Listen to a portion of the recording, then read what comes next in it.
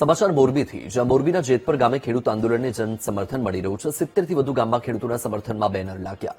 70 થી વધુ ગામમાં ભાજપ નેતાના પ્રવેશબંધીના બેનર લાગ્યા। નેતાઓએ મત માંગવા આવવું નહીં તેવો બેનરમાં ઉલ્લેખ કરાયો। બીજ કંપનીની મનમાની સામે લડી લેવાના મૂડમાં છે ખેડૂતો। યોગ્ય વળતર નહીં મળે ત્યાં સુધી વિરોધની ચીમકી ઉચ્ચારી છે। મોરબીથી આ સમાચાર પ્રાપ્ત થયા છે, જ્યાં હજુ પણ ખેડૂતોમાં રોષ છે। જેતપર ગામે ખેડૂત આંદોલનને જન સમર્થન પણ મળી રહ્યું છે। 70 થી વધુ ગામમાં ખેડૂતોના સમર્થનમાં બેનર લાગ્યા છે। 70 થી વધુ ગામમાં ભાજપ નેતાના પ્રવેશબંધીના પણ બેનર લાગ્યા છે।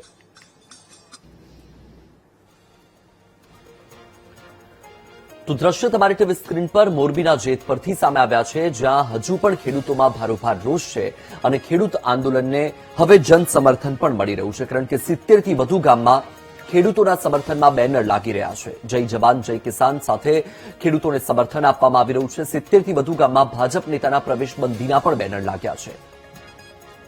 વધુ માહિતી આપી રહ્યા છે સંવાદદાતા દેવ સનાડિયા। દેવ, મોરબીના જેતપરમાં ખેડૂતોમાં હજુ પણ રોષ છે અને હવે તો ખેડૂત આંદોલનને જન સમર્થન પણ મળી રહ્યું છે, બેનરો લાગી રહ્યા છે, માહિતી શું?